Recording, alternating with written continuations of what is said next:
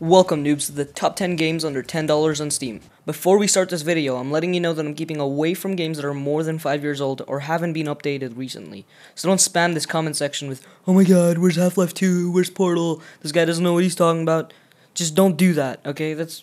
No. Coming into the number 10 spot is Divekick, which you can get for $9.99 on the Steam store. If you took a fighting game and stripped it out of everything but the bare competitive minimum, you'd be left with Divekick. There's only 2 buttons, dive and kick. The surprising part is how much strategy there is in a competitive fighting game with only 2 buttons. Still in the number 9 spot is Goat Simulator, which you can also get for $9.99 on the store. This game contains goats. Not convinced? Goat Simulator is an open world sandbox. That's it. There are no objectives, no story, and not even the possibility of death. Just you and 3 large maps to explore and cause havoc in.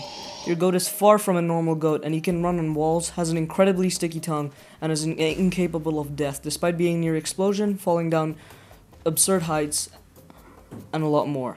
This demi-goat has no goals, and just griefs people that cross his path. This game is also constantly showered with brand new updates, so with people that say this game gets boring after a while, I'm like, nah.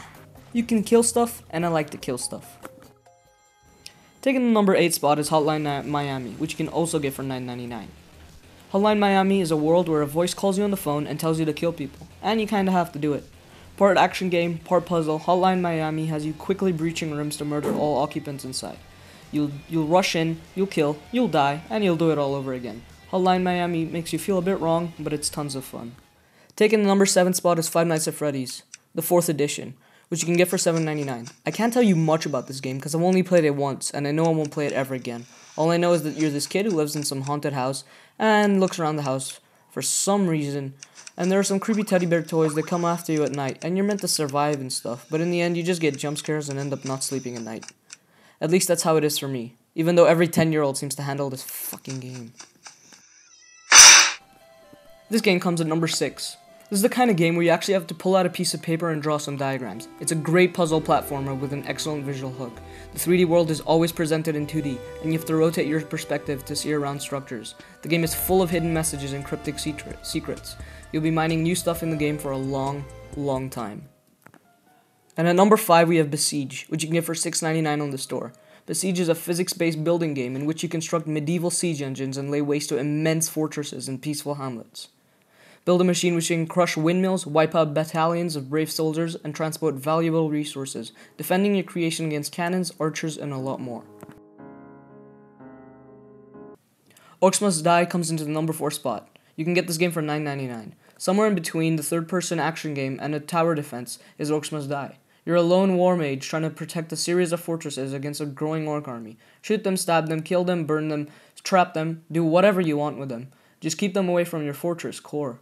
The only problem with Orcs Must Die is that it's single player only, but they fixed this in the 2nd edition of the game. I actually can't put this in this video because it's $15.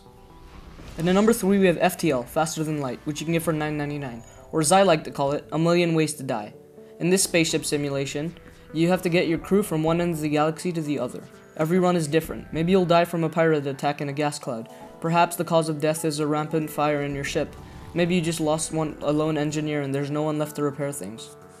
All I know is that this game is freaking awesome. At number 2 we have Terraria, which you can get for $9.99. The easiest way to categorize Terraria is to call it Minecraft with an added dimension, but there's a larger focus on combat here. Sure, there's a great deal of exploration in both games, but if you can't fight in Terraria, you'll eventually run into a brick wall. Either way, like Minecraft, Terraria is an endless addiction. You get far, but you'll never truly be done. And finally, at number 1 is Garrys Mod, which you can get for $9.99. Garrys Mod is a physics sandbox. There aren't any predefined aims or goals. They give you the tools and they leave you to play. Well, that's the Steam description. But on my time in playing it, I've learned that you can fly on sofas and kill stuff with them. No, but honestly, Garrys Mod is not a game. Garrys Mod is all the games you can think of. Endless hours of fun, even more fun if you can play it with friends, with dozens of different game modes, with new ones regularly coming. Each run by a mature 10-year-old admin who kicks you every time you beat them in the game.